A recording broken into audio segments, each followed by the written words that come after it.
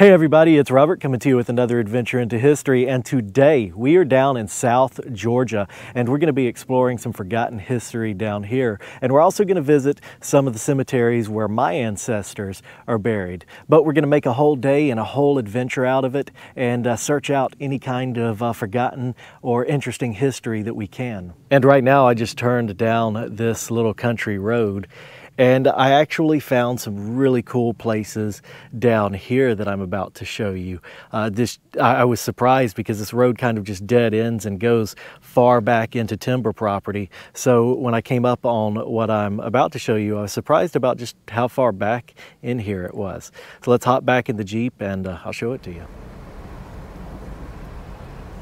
I absolutely love it down here. Some of these county roads are, even though they're county roads, they're pretty much nothing more than a road that goes through some old farmer's field. Of course, this is more like a road that just goes through a bunch of timberland. But right here is something really cool, I think. So as you can see, this is the end of the line for this as far as being a county road here. But if we look right over here, there's a magnificent old farmhouse. And it looks like this is being used as somebody's hunt camp. But we're just going to turn around here and just kind of take a look at this old structure. And I think that is a cool old farmhouse that looks, you know, pretty much as it was. Some of the windows are boarded up, but otherwise it looks like it's just as it was. An old farmhouse that was never painted and is continuing to live on as someone's hunt camp. Places like that absolutely catch my interest. And even though this is a county road, it seems like it's so far back off in what today is the middle of nowhere that it's hard to believe that people were actually living back here and farming back here. But of course, we obviously know that they were. But it's just interesting to come up on something like that. It's cool that it's still standing. You know, you'd hope to see something like that restored, but I also think that it's neat in the fact that it seems to be pretty much original there. It just looks like it's original, being used as a hunter's cabin now, which is probably a nice use for it. Way back here, kind of off the beaten path.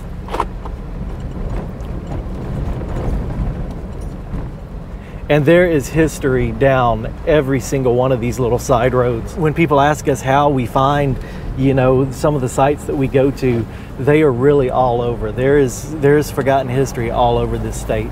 And honestly, all over the whole continental United States. But we've got another site to show you just up this road here. Well, that was an interesting looking tree. And of course, in addition to history down these old country roads, you often find mud too.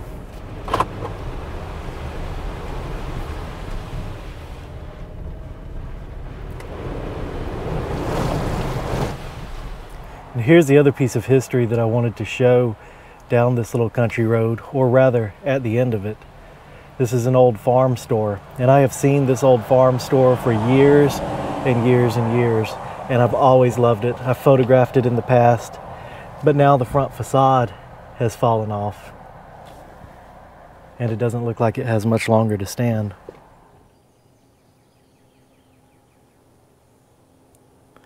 So it obviously hasn't been a country store in a real long time. Looks like its last use was hay storage. And even that was a long time ago, judging from the bales of hay in there. If you look on the other side over there, you can actually still see some of the old display shelves from the old country store. And we can see that it had a beadboard ceiling in it. A beautiful old store, and I wish I could show it to you today with the front facade still on it. It was so unique looking, had a nice little porch. But it looks like this too will become another piece of forgotten history soon. It's always a shame to see structures like this fall down. In every little farming community around, there used to be an old country store. And today that's something that's definitely of the past. But a lot of times they still remain, just as this one, just forgotten, abandoned.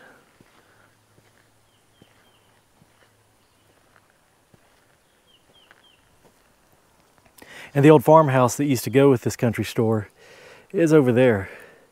If you see the big oak trees over there, it too is fallen into the ground. But what a neat old place here. You have to think back as to what life must have been like when this was probably a farming community here down in South Georgia, and all of these roads were dirt. Even this paved road in front of this old country store was dirt back then, and people pulling up to get what they needed here. The railroad ran behind this store. It must have been just a neat place where all the old guys in the community gathered.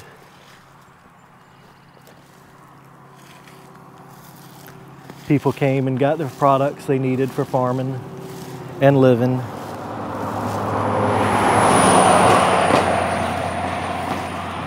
Now it's just an abandoned structure on the side of the road, but it is neat to see the old display cases right there, or the old display shelves rather, and it looks like from this angle I can see that it was beadboard all on the inside.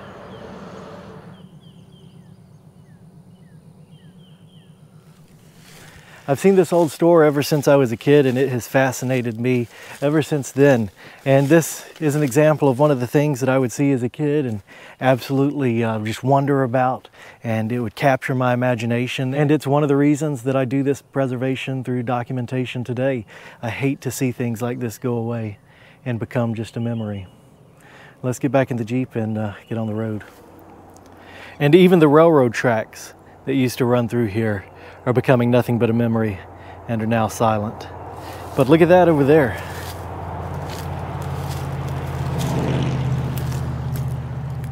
Plums. Oh, and they're ready too. Just take two.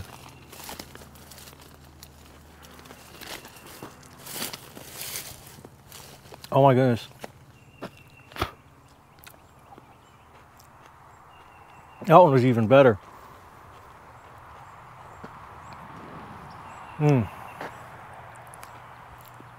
That's good. Wild growing plums, a tasty roadside snack, and we can't forget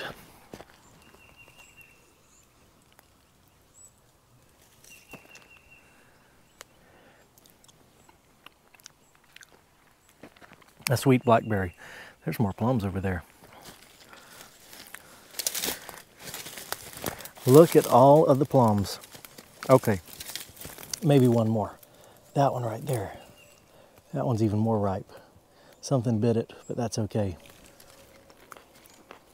Oh yeah.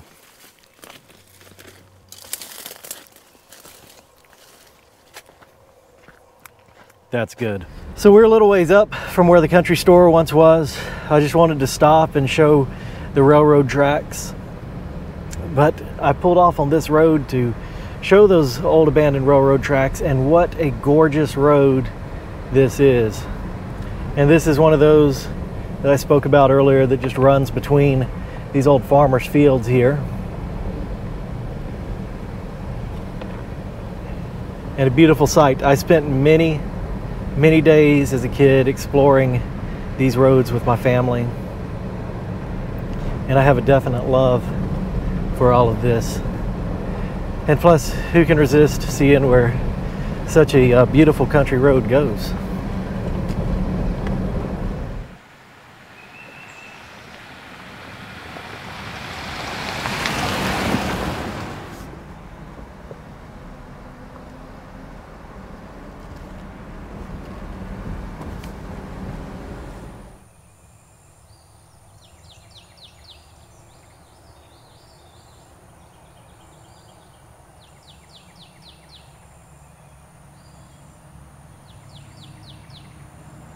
All right, so we have reached the town of Ellaville, Georgia, and we are standing in the Ellaville, Georgia City Cemetery right now, where I do have an ancestor buried. Now, this is on my green side, which are the graves that we will be looking at today, and this is my third great-grandfather and grandmother that I'm looking for today.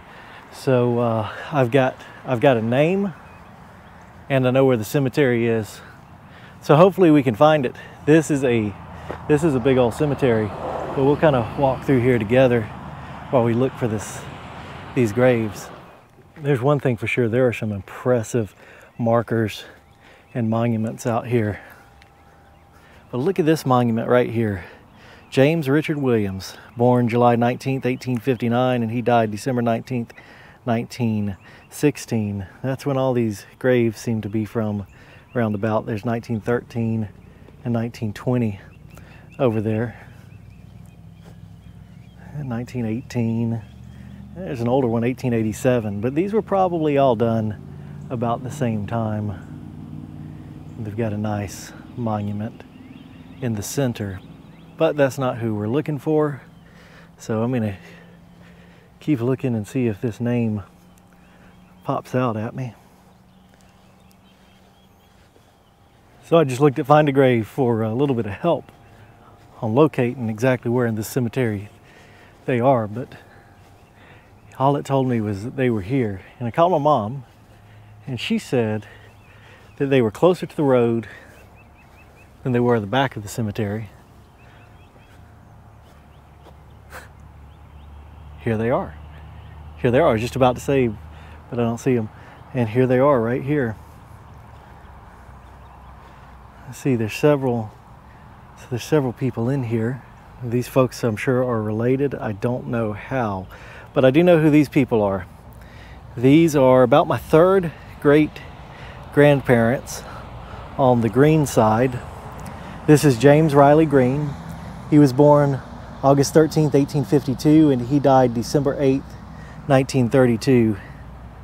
And I believe that this is his second wife, Ida Jordan. She's the wife of James R. Greene. She was born December 6th, 1869, and she died October 15th, 1941. And I believe I've actually got a great photo of these two that I will stick in here in the video. James Riley Greene was born in Sumter County, Georgia, and he's buried here in Ellaville, Georgia, in Schley County. He was a planter, according to his death certificate. I unfortunately can't read it right now on my phone. I can't make out what it says that he died of. But Ida Jordan was his second wife. His first wife was Sarah Jordan, and they married in 1878 in Marion County, Georgia. And she died, and he married Sarah Jordan's sister, Ida Jordan, which was very, very common back then and happened a bunch in my family. So I wanted to come out and visit their graves. We're actually going to go find the son of James Riley Greene, which is James Philip Greene. That's my second great-grandfather, and his wife after this. But here they are, James Riley Greene and Ida Jordan. Now beside them are some more Jordans, and I'm not sure exactly how they're connected unless they are the parents of Ida Jordan and Sarah Jordan. I'm not sure where Sarah Jordan is buried either. That'll take some more research. But here's Miss Lucinda K. Jordan, born April 15th, 1844, and she died June 3rd, 1915. The epitaph says, "Blessed are the dead which die in the Lord." Then over here is H.T. Jordan, born January 11th, 1846, and died September 5th, 1905. And so here they are, buried in the Ellaville, Georgia City Cemetery, which is a very nice, well-kept, beautiful old city cemetery. So we're gonna walk back out now, and we'll take a look at anything else that catches our eye on the way out. And then I'll give you a little bit of a driving tour. We'll just drive through downtown Ellaville so you guys can see that before we move on down the road. When I was searching earlier, I saw a really nice cemetery fence that I'd like to show here. Just got to remember where it is. And it looks like they're building mobile homes over there beside the city cemetery.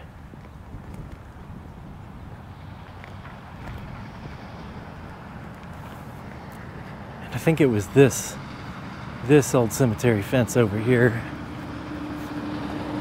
It's worth us looking at.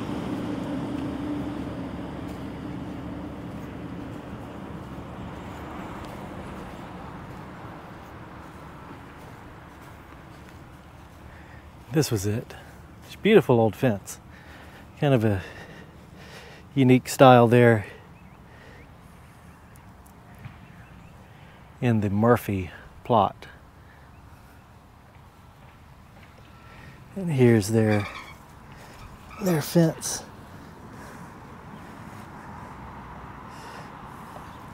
which says T.J. Murphy on it.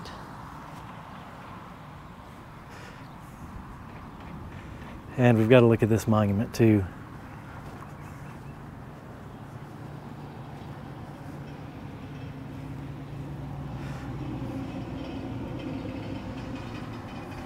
So let's say here's another Ida. Ida, daughter of T.J. and E.F. Murphy, born October 12th, 1866, and died October 22nd, 1884. She did not live very long. All right, well, let's get back in the truck and we'll drive through Ellaville and then see where else the road takes us on the way to visit their daughter-in-law. We're going to go see their daughter-in-law next. By the way, James Greene's daddy was John Greene, and his mother was a Dillard. That was all I found out that quick. Have to do some more research on that, and because that would be my 4th great-grandparents. All right, so here we are in the big metropolis of Ellaville, Georgia, complete with a mural. Got to love all of these small town murals. So let's drive around the block here. There's the Ellaville courthouse over there. And the only thing I really know about it is I remember that it was filled up with bats. And they had to close it because of all of the bats up in the bell tower at some time. Probably long ago.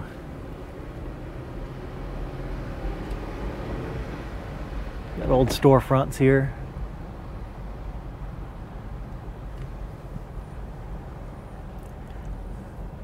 And then places where stores used to be over here. It's a great little mural on the side of this old store or warehouse or whatever it was. Shows different pieces of history of Ellaville here, like a painting of the Burton house. It was the home of one of the first families in the area. Robert Burton sold 150 acres of land to the newly formed Schley County for $1,500. The city of Ellaville was established on this land to serve as the county seat. This old Schley County jail, the old bank, the Gill Drug Company, and the Peacock Hotel. So Ellaville used to have a hotel. Don't believe they still do. And the Schley County High School and the old Ellaville High School. This frame building was a school for African American students in Ellaville until 1951.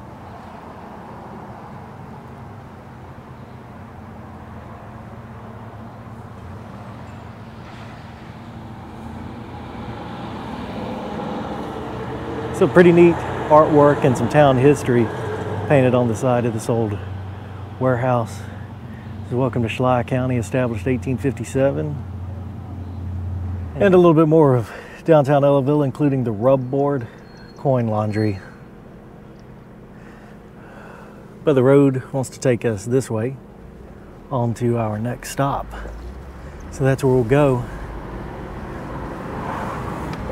But we got to take a quick drive down this side road because it looks like there's some old abandoned stuff up here that we'll have to take a look at. This is something to do with the railroad, I reckon, which runs right there, and doesn't look like it runs anymore either. I think this might be the same road that we looked at earlier.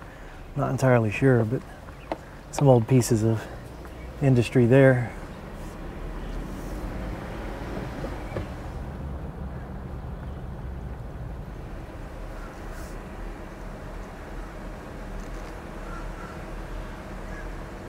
So this is not the route that the GPS told me to take. I couldn't pass up this dirt road when I drove by it. This is another example of one of those roads, or this is probably the best example today of one of those roads that's just like almost just some farmer's field road, but it is a county road. But we're just driving between fields well, between planted pines and fields. And it looks like this road's getting a little bit more closed in down here. So I actually turned down this road because of the name. It said something school, Midway School, I think, road. And I guess it led to the site of an old school. I turned down it just in case, you know, there might be an old school down here that we could look at. But right now it's just looking like a old South Georgia dirt road.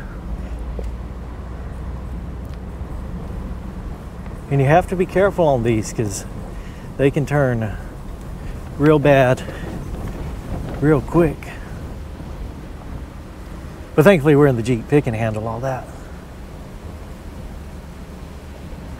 And there is nothing better, in my opinion, than even if you've got a destination, taking the long way around. If you see a fun looking dirt road off to the side, absolutely take it. Especially in an area that I don't come to often, because I've often complained that I could take the dirt roads and try to get lost around Talbot County and Harris County and the other areas that we film, but I always come out where I know where I am. Not down here. I have no idea where these roads lead, so an interesting road name or just a fun looking dirt road, and we have to explore it and see what's down it. But unfortunately all the dirt roads always generally lead back to paved roads, and those paved roads lead to other places like Payne Bottom. We are in Payne Bottom. See, it says Payne Bottom. I have never heard of that. I guess this is a little community named Payne Bottom, and this, well, this is it. This is the great community of Payne Bottom. If you know what Payne Bottom is, put it down in the comments, because I, for one, have never heard of Payne Bottom. But I can definitely say that I've been to Payne Bottom now, and it's not a very big town, I can tell you that. It ain't a very big town. And that road at the four-way back there was named something Cemetery Road too, so probably something cool down it. But we're not gonna go that way, we're gonna go this way. All right, so all of these back roads have led me to this very old graveyard here, where my second great-grandmother is buried, and I'm here to find her grave today. Oh, look at that. That's an interesting one right there. Joe Edge. So this is this piece of concrete that they tacked in these metal stamped letters. The church building itself isn't very old, but the graves are.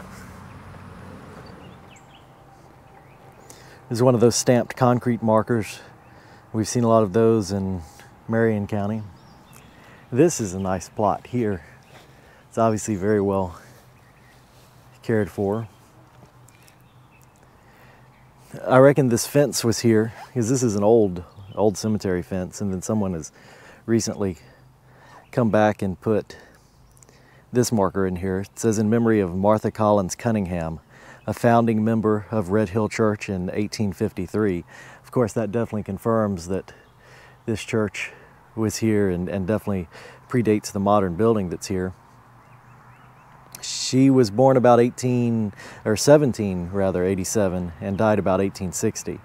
She's the wife of Samuel Cunningham, born about 1780 and died about 1830. His gravesite is unknown and believed to be the parents of, and list a bunch of descendants there. That's a very nice marker for future genealogy. But as you know, I'm always drawn to the older graves and some of the ones that seem to be more forgotten. And that's what we kind of see here. I bet these are children. And I would be, I'd be wrong about that.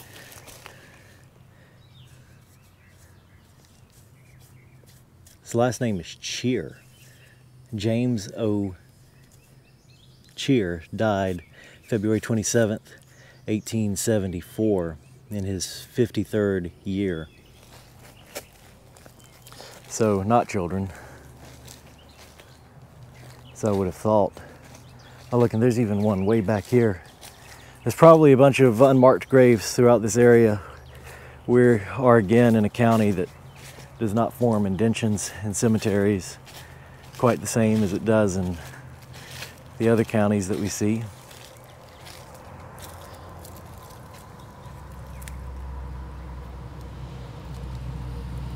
It says Mrs. S.A. Looks like Southwell. South, and then W-E-L-L. Born February 2nd, 1815, and died March the 12th, 1875. All right, so we're looking for Carrie Davis today. That is I always have to think about it and make sure I get it right. That is my second great-grandmother. That's my great-grandfather's mother. But I just noticed over here in the woods, there's a couple more hidden away. And that's what I often talk about with, we come to these old cemeteries and they may look manicured, but, oh wow. Yeah, they may look manicured, but almost always there are other graves, forgotten graves, in them as well. And look at this in here.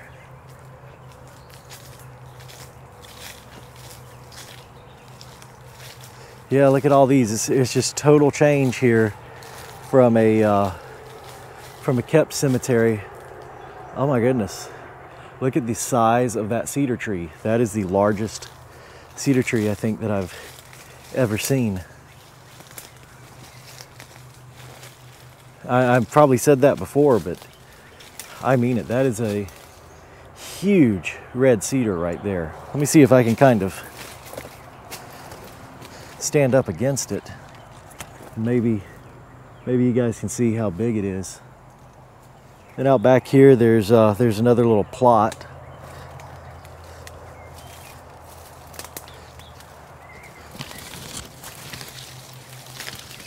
And even, ouch, the briars got me. The briars got me. Yeah, even more over here. So it's strange, really. I mean, you see this, well, ow, that one went right into the skin. Anyway, it's strange, really. You see this well-manicured cemetery we just walked through, and then these graves out here. We're gonna circle back around and look at these.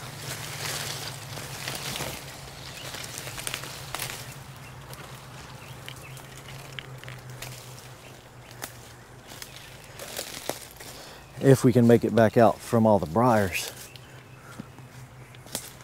But first, I want to walk over here. I see another huge cedar tree.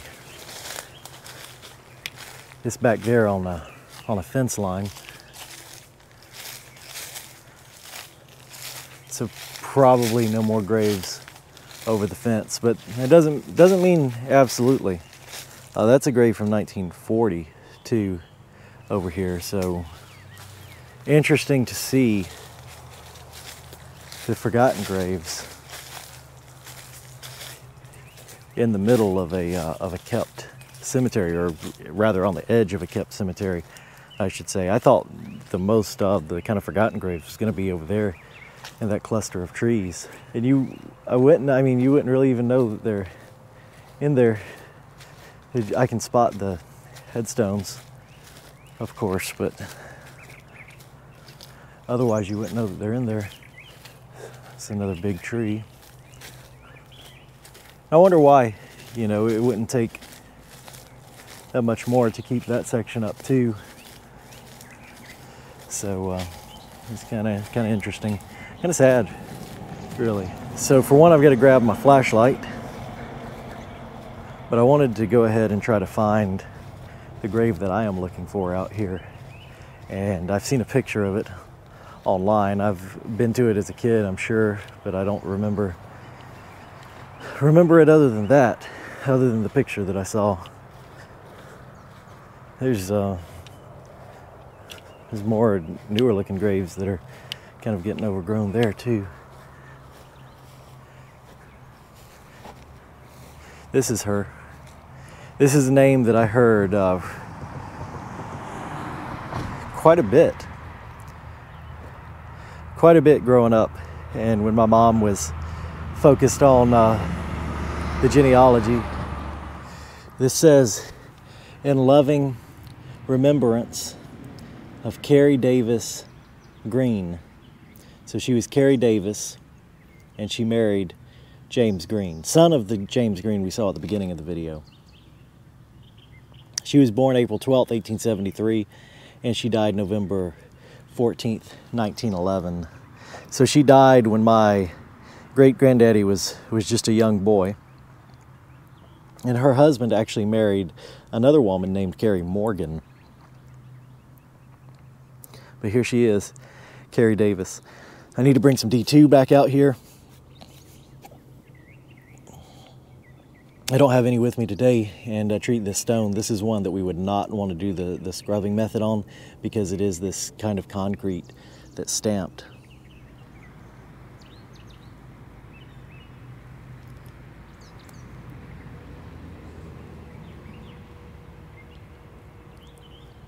So her son, Archie Greene, is my great-grandfather. And she's buried here in the Saunders plot. Again, I'm not sure how they tie in, but I'm sure that they were related. It's Charles W. Saunders, born 1891, and he died in 1954. And Clarice D. Saunders, born 1891 and died 1935. And I think there may be a connection between these people back here, the heads. The name Lily Sue Head sounds familiar, but I don't know off the top of my head, so to speak. Sorry, that was a bad joke. Let's go look at the graves in the woods too while we're here. I think my great-granddaddy Archie was only, he was only about 10 years old when his mother back there died. If I remember correctly, he was born in 1901. And his dad, James Greene, married another Carrie Morgan. And oftentimes when I was young, I was a kid, and my mom would come out searching for old family graves. Of course, this is long in the days before Find a Grave. I remember quite a few cemeteries that we went to that looked like this. And that's, again, really when my love of this sort of history began. Look at the thorns on that bad boy. Let's see who's back here. This is R.J. Williams, born October 26, 1861, and died December 7th, 1894. Let's see if we can't read that epitaph. 'Tis hard to break the tender cord when love has bound the heart. 'Tis hard, so hard to speak the word, must we forever part.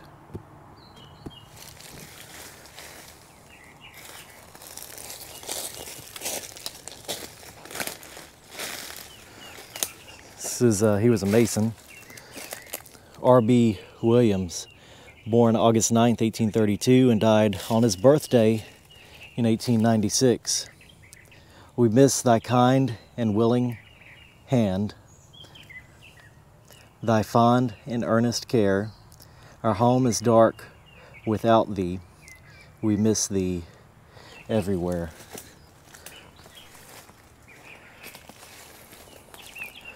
Let's see. This is Richmond B. Williams.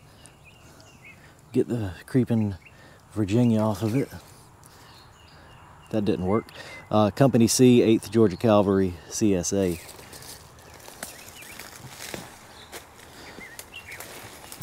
And another one right here.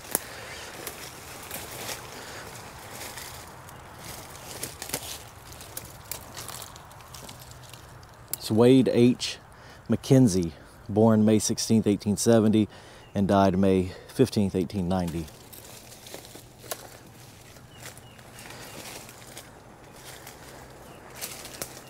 And again, there's this this brick plot right here.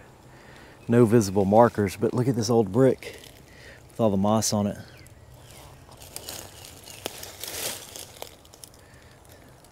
It's kind of a pretty sight. There was another one in the woods over here. I'm dodging briars to get to him. Who is this? Who is this right here? In memory of C.J. McKenzie. Okay, so it's same as his Confederate marker here. His second lieutenant, Carlton J. McKenzie, Company C, 8th Georgia Cavalry, CSA. Was born August 17th, 1830, and died March 25th, 1864. I wonder if he died as a result of the war. Now, to confuse things a little bit, there's a footstone right here that says CJM. Let's see if this matches right here.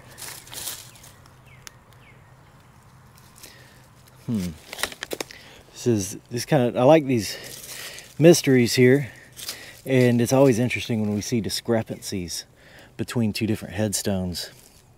So this is for the same person, C.J. McKenzie or Carlton J. McKenzie, but on this stone it says born August 17th, 1830, and died March 8th, 1864. On his V8 issued marker, it says March 25th, 1864 was his death date. Of course, maybe they did not know exactly when he died when they got that stone. And when someone ordered the VA issued Confederate marker, they had further information, or could just be wrong. There's definitely a grave right there for the with the headstone, or footstone rather. This says CJM. I can definitely see an indention right there. But we'll go look at this one.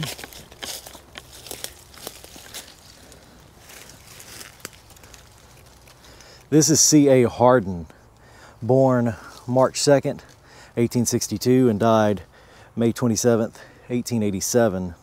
A precious one from us is gone, a voice we love distilled, a place is vacant in our home, which never can be filled. It's a real common epitaph there. So we'll come back out, look at these two.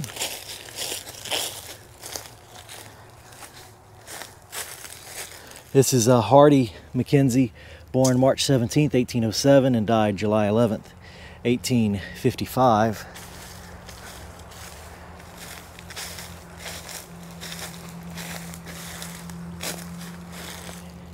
Charlotte Greer McKenzie, born October 15th, 1810, and died July 15th, 1862. Cinder blocks right there could be either marking a plot or great. Oh, look. Now that is a rare sight right there. That is an old wooden headstone, or wooden grave marker, I guess you'd call it. These are almost gone. Look at that. I wonder if it ever had something engraved in it. See these little rocks at the bottom of it too. Old wooden marker.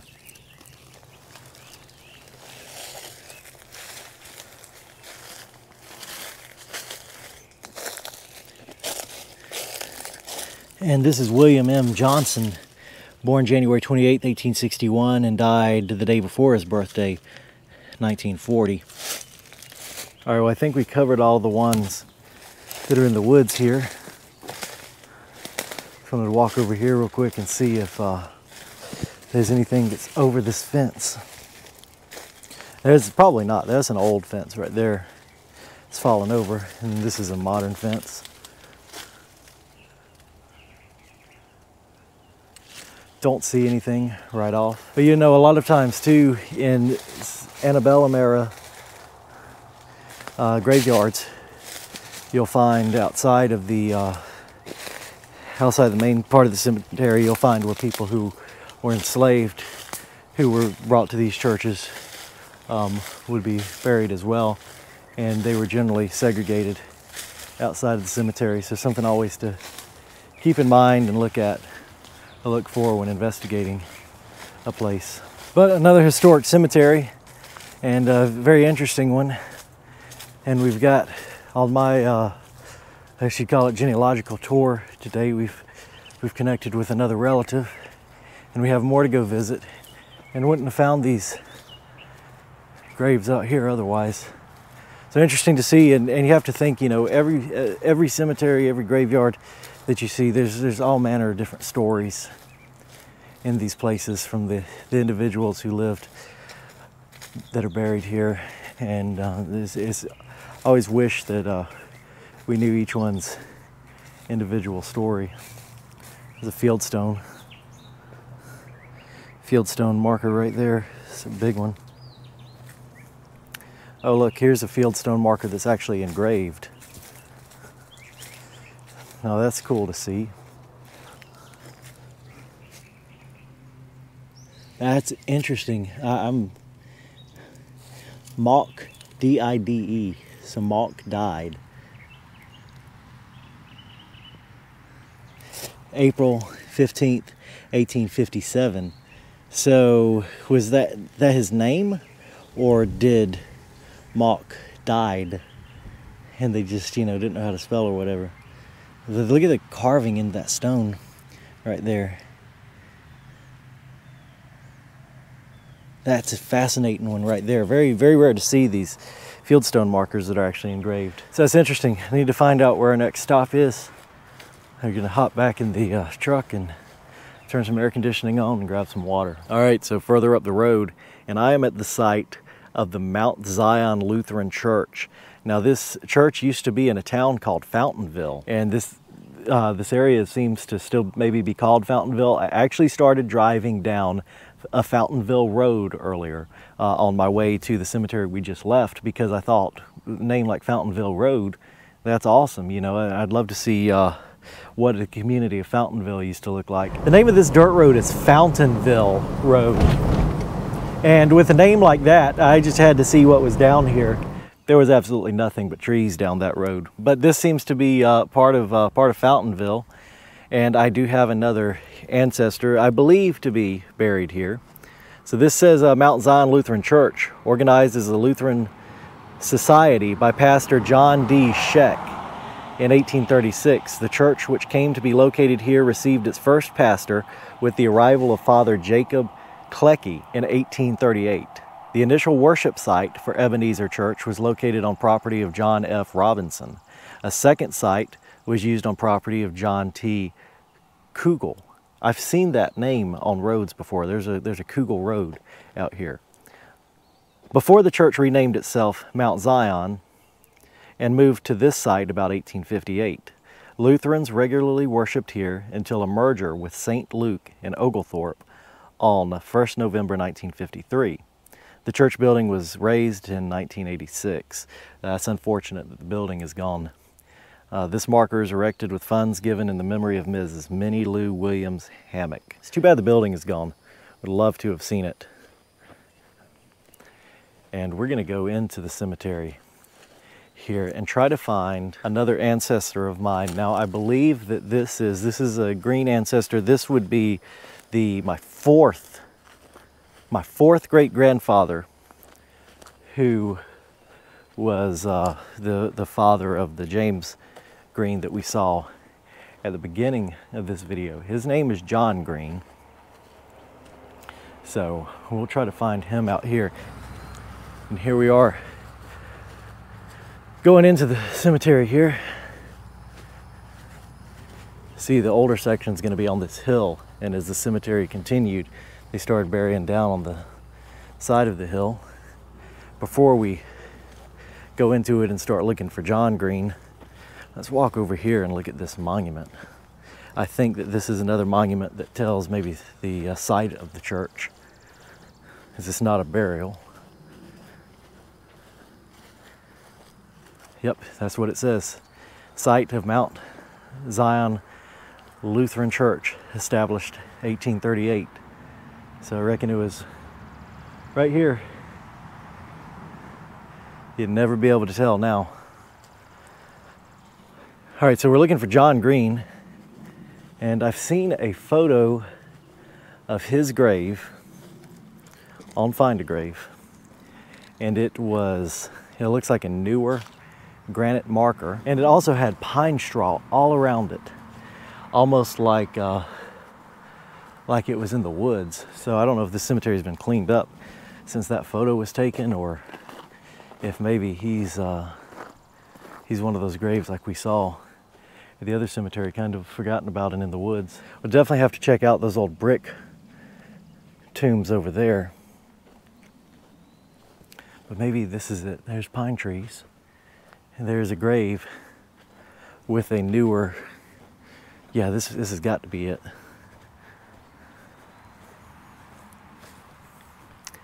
Except it's not. Minnie Kitchens, age 18 months. Okay. Oh, there he is. John Greene. November 10th, 1825 to January 2nd, 1911. And that is a newer marker placed here for him. I don't believe that marker dates back to 1911. See, someone's placed, looks like newer markers here as well. Died, this is Hammy Bell Dorman Warren. Died 1913 or 1914. And Hammy Louise Warren died between 1913 and 1914. So I think those are no doubt placed more recently as well.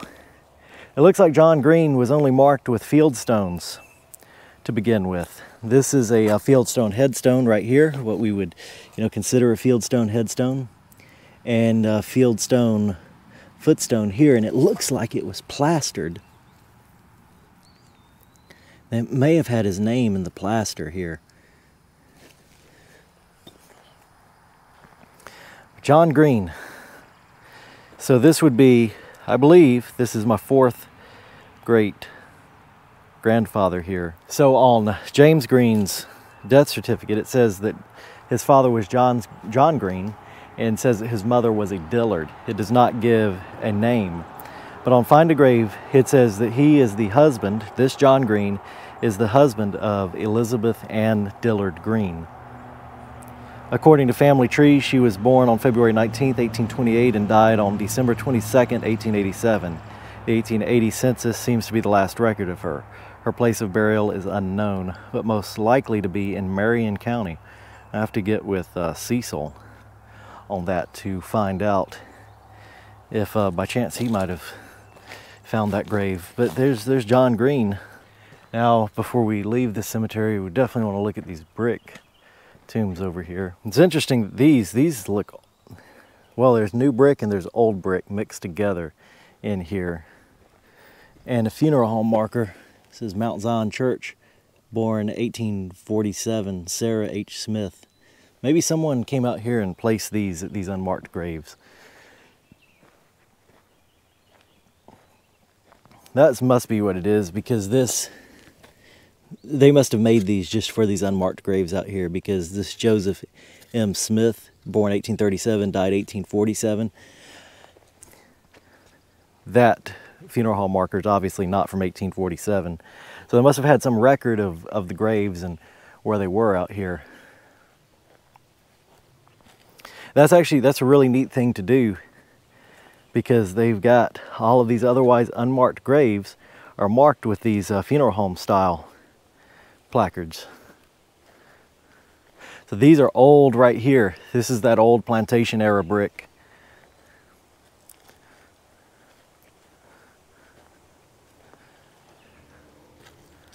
To the memory of Rhoda Ann P., wife of E.M. Mott, and daughter of the Reverend J. and F. Cleckley, who was born September 18, 1834 and died September 15, 1858, aged 23 years, 11 months, and 27 days. Remember, friends, as you pass by, that all mankind are born to die, Then let your cares on Christ be cast, that you may dwell with him at last.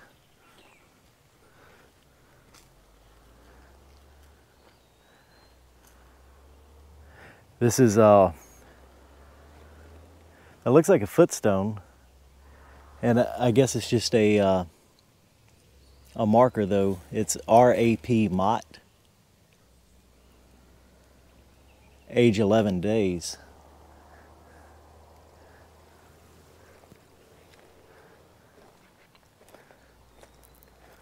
And P.F. Mott, age 2 months and 11 days. Those are some significant graves for children for back then.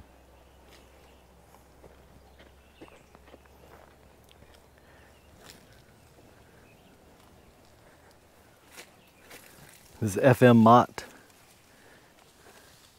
born June 9th, 1833 and died January 2nd, 1879. He died as he lived, trusting in God. And he also has a VA-issued headstone, Francis M. Mott, 1st Sergeant, Company B, 17th Georgia Infantry, Civil War.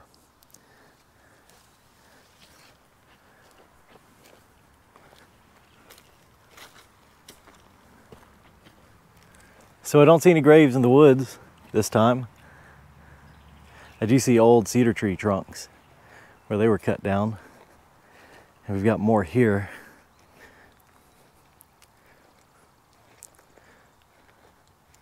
Look at this old bricked grave, this old bricked tomb. You can see the original shape that it had to it. And look at that old brick.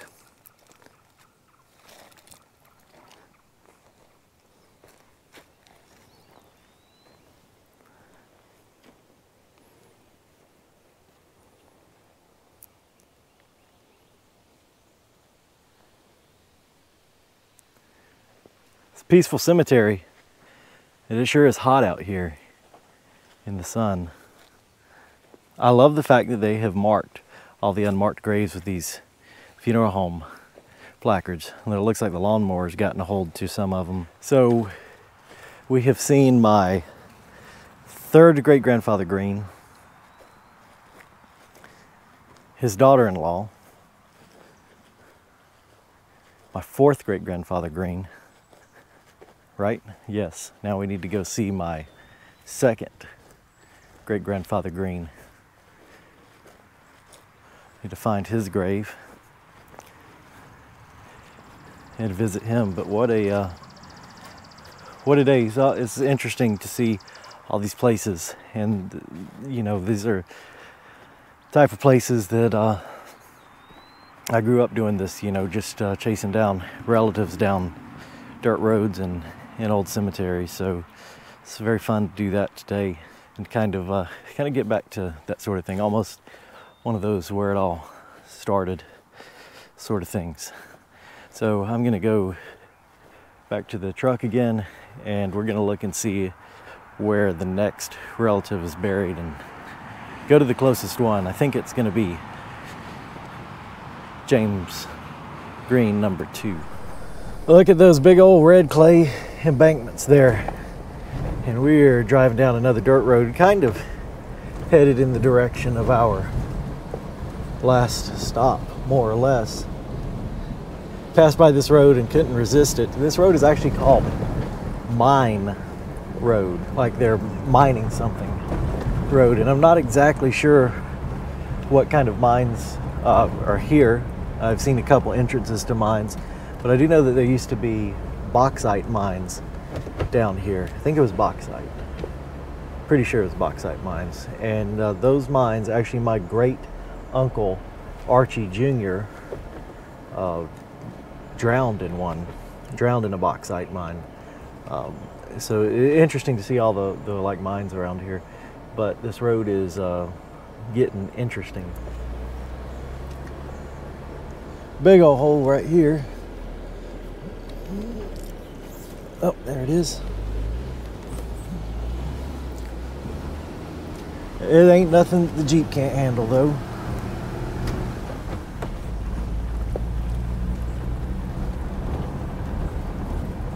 So we keep our eyes out on the side of this road because from the depth of the embankments, looks like this is a pretty old road. So certainly there's old home sites or something down here. We might even have to take the top off of the truck again and enjoy some of the wind in our hair. Now, this is a logging operation right here.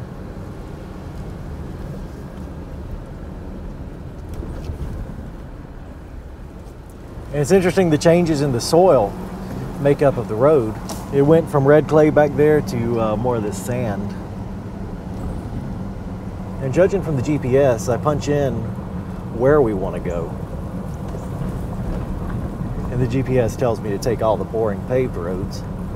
And I see an interesting dirt road, turn down it and make it reroute me. But according to this GPS, this road is 9 miles long.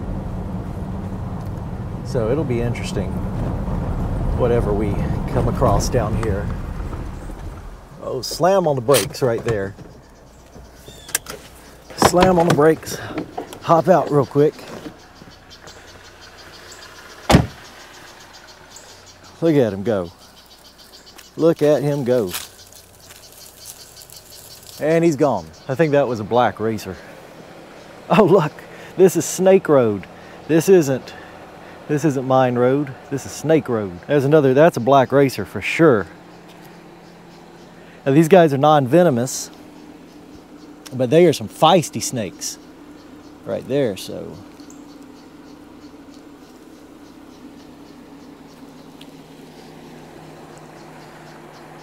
They're the kind of snakes that'll kind of, you know, they'll stand their ground and they don't mind striking at you. Versus, you know, rat snakes, generally pretty chill. I ain't no harm to you, man. I just wanted to look at you for a minute. Beautiful black racer, though. All right, we'll leave the snakes be and keep on driving down Mine Road. Well, I think we're gonna put in for it to be renamed Snake Road.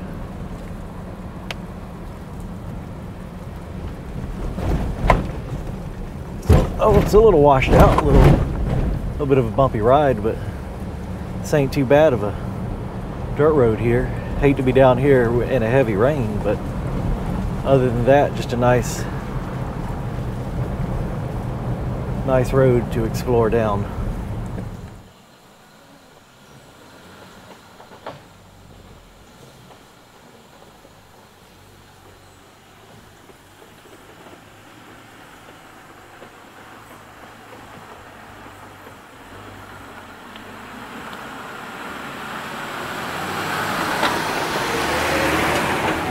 Oh, Mine Road's looking like it's getting kind of sketchy here. Not bad, but just a little bit. I see tracks through here, so someone has come down here recently. Ooh. We're getting mucky through here, for sure. That is just wet sand, so I feel pretty good. You can always judge a road too. If it's got power lines running down the road, then you know it's gonna be a pretty decent road. Now this one ain't got no power lines.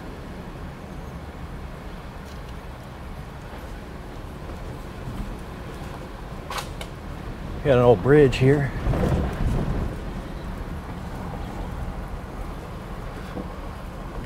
And this just became Bumphead Road. And the cool thing about this is I don't remember the stories, but I remember hearing my grandma talk about Bumphead Road. I wish I remembered what the story is. I'd have to ask my uncle or my mom. All right, what did I tell you? We got power lines and the road's looking good again. But this has been a fun road so far, from a little bit of Jeep stuff to snakes. And it's about to be paved road. So I guess it's not 9 miles of dirt. And even though we're back on the pavement, it's still absolutely beautiful out here.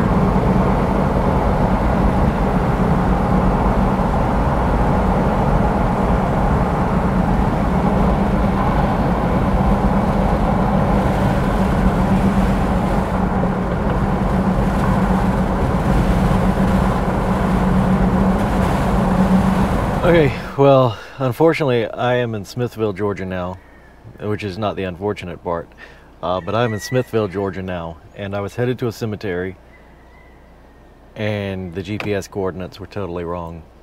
So I'm not going to make it to that one today, unfortunately, but I'm parked on the side of the road to make this update on the video, and I parked right beside a cock farm over there.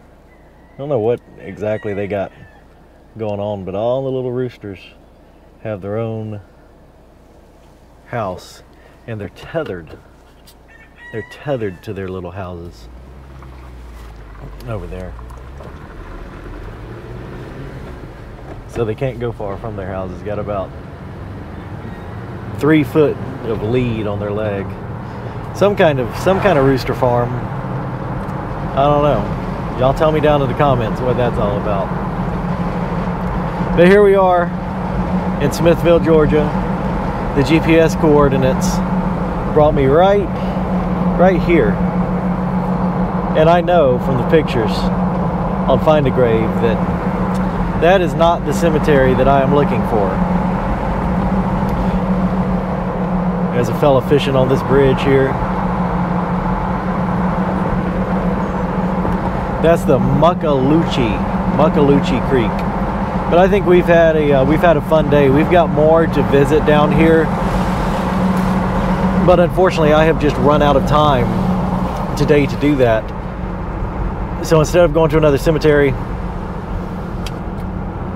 we'll drive back through downtown Smithville. Smithville is known, according to the signs when you come into town, that it is home of the Chicken Pie Festival. So if you've ever wondered what the home of the Chicken Pie Festival looks like, this is it right here, downtown Smithville, Georgia.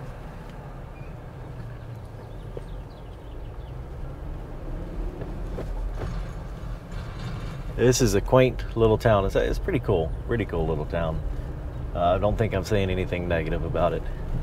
It's just a small little town. They've got their police department here, and then this old store, maybe,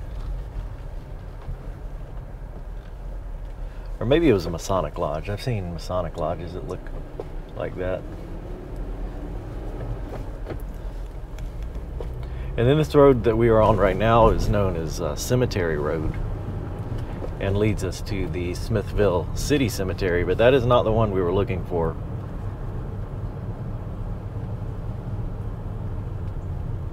So we are not going to go to that one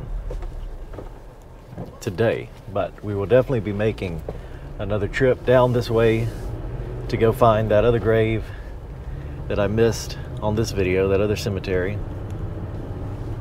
And there are several more relatives of mine that I've missed on this video. But I circled back around so we can get one more view of Smithville here. There's another old store coming up. There it is.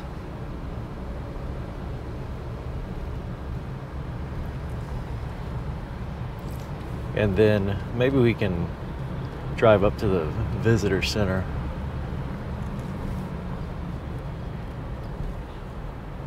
Which is their old train depot. And that's it. Right there, City of Smithville, welcome. And that looks like pretty much it for Smithville, Georgia, home of the Chicken Pie Festival. So I hope you guys have enjoyed this video. Don't forget to like, share, and subscribe. This has kind of been a big journey down into South Georgia today. We've seen a lot of different stuff, and I have thoroughly enjoyed it. But my time today has run out. Actually, I am going to be late getting back to something. So don't forget to like, share, subscribe, and I will see you next time on another adventure into history.